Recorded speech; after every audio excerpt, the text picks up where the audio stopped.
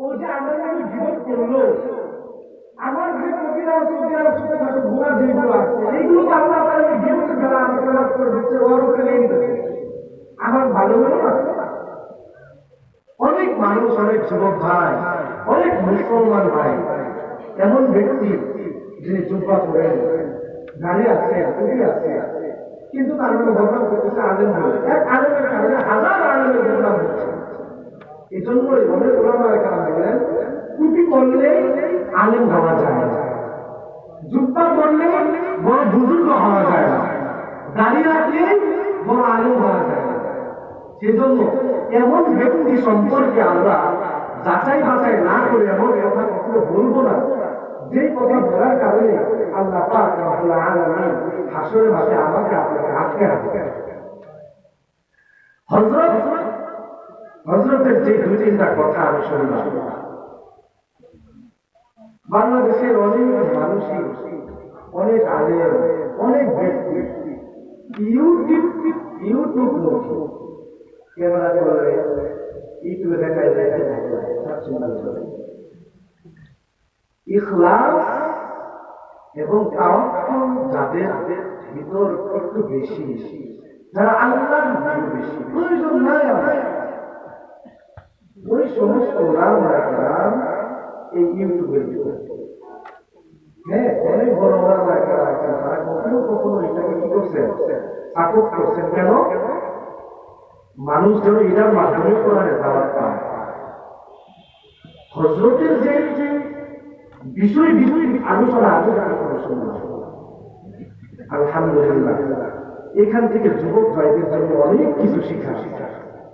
আমি বিশেষ করে যুবক বুঝাই, আমিও আমার যুবক ভাইদেরকে প্রতিটা মাহফিলে বলি, প্রিয় যুবক ভাইরা, যে দুনিয়া আমি না দৌড়ে গেছি বন্ধের মতো, এই দুনিয়া, এই মাটি আমার আপনার আগে আপনার বাপ দাদা, দাদার দাদা, অনেক ব্যক্তিরা এই মাটির উপরে বসবাস করছেন।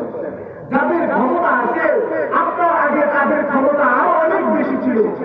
যাদের সম্পদ আছে আপনার আগে আপনার দাদা দাদার সম্পত্তি অনেক বেশি ছিল। এই মাটি কিন্তু তাদের কাউকে এই দুনিয়াতে থাকতে দেয় না, সবাইকে ঘিরে দিয়েছে, সবাইকে তার নিচে চাইতে চাইছে। আমি আর আপনিও কিন্তু প্রিয় যুবক ভাই, আমি আর আপনিও কিন্তু এই দুনিয়ার পিছনে দৌড়াই, কোনো লাভ নাই। আমি আর আপনিও কিন্তু একদিন এই দুনিয়া থেকে চলে যাবো, এই দুনিয়াতে থাকার কোনো অপশন নাই।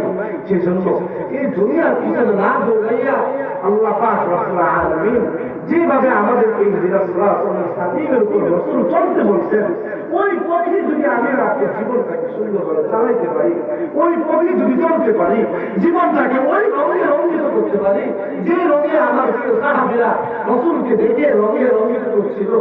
তার পোশাক কেমন ছিল, দাড়ি কেমন ছিল, চেহারা মুবারক কেমন ছিল, তার চরণ কেমন ছিল, তার চরিত্র কেমন ছিল, ওইভাবে যদি আমি আর আপনি আমার জীবনের রঙটাকে সাজাইতে পারি, সাহাবীওয়ালা জীবন করতে পারি, এই দিন সিরাতুল মুস্তাকিমের উপর আমি আর আপনি চলতে পারি, আল্লাহ পাক রব্বুল আলামিন এই রাস্তায় চলার কারণে এই দুনিয়াতে আপনি কি খাবেন, কিভাবে চলবেন, আপনার জিন্দেগি কেমন হবে, এই সব কিছুর দায়িত্ব স্বয়ং আল্লাহ পাক রব্বুল আলামিন নিজে নিয়ে নেন। এবং এই দুনিয়া থেকে চলে যাওয়ার পরে যখন চোখ দুটো বন্ধ হবে, সাথে সাথে মালিকের কাছে যখন আমরা চলে যাবো, আল্লাহ পাক রব্বুল আলামিন ফেরেশতাদের মাধ্যমে আমাকে আর আপনাকে এমন ভাবে সম্বোধনা জানাবেন, ইন্নাল্লাযীনা ক্বালু রাব্বুনাল্লাহ সুম্মা ইসতাকামু তাতানাজ্জালু আলাইহিমুল মালায়েকাতু আল্লা তাখাফু ওয়া লা তাহজানু ওয়া আবশিরু বিল জান্নাহ।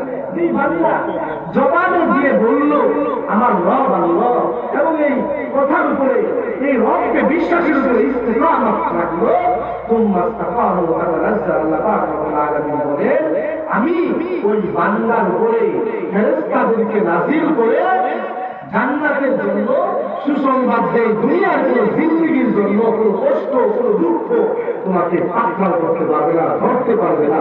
তুমি নিশ্চিন্তে থাকো, তুমি যখন আমার হয়ে যাবে, আমার উপর ইস্তিকামত রাখবে, আমি আল্লাহকে বিশ্বাস করবে, দুনিয়া তকদীর সম্পর্কে, পরকাল সম্পর্কে, দুনিয়াতে চলা সম্পর্কে, সব কিছু সম্পর্কে আমার উপর বিশ্বাস রাখবে, আমি আল্লাহ ফেরেশতাদের মাধ্যমে তোমাকে সুসংবাদ দিচ্ছি, তুমি যেদিন এই দুনিয়া ছেড়ে চলে আসবে, আমি আল্লাহ পাক রব্বুল আলামিন তোমার জন্য জান্নাতের টুকরা, জান্নাতের দিয়ে দিব, যেখানে সারা জীবন ধরে সেখান থেকে কোনদিন বের হতো।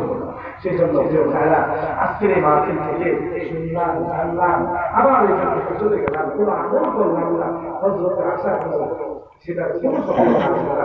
আমার তেলাওয়াতের দ্বারা কোনো সফলতা আসবে না, কোনো আমলের দ্বারা কোনো সফলতা আসবে না। ততক্ষণ পর্যন্ত এই আমলগুলো নিয়ে ঘরে যাব। আগামীকালকে থেকে ইনশাআল্লাহ হযরতের একটা কথা ভালো লাগছে, নাজমুল সাকিবের একটা কথা ভালো লাগছে, তারপর প্রধান বক্তার একটা কথা ভালো লাগছে। কিন্তু আমলকে আপনার জীবনে কালকে থেকে শুরু করেন। আল্লাহ পাক রব্বুল আলামিন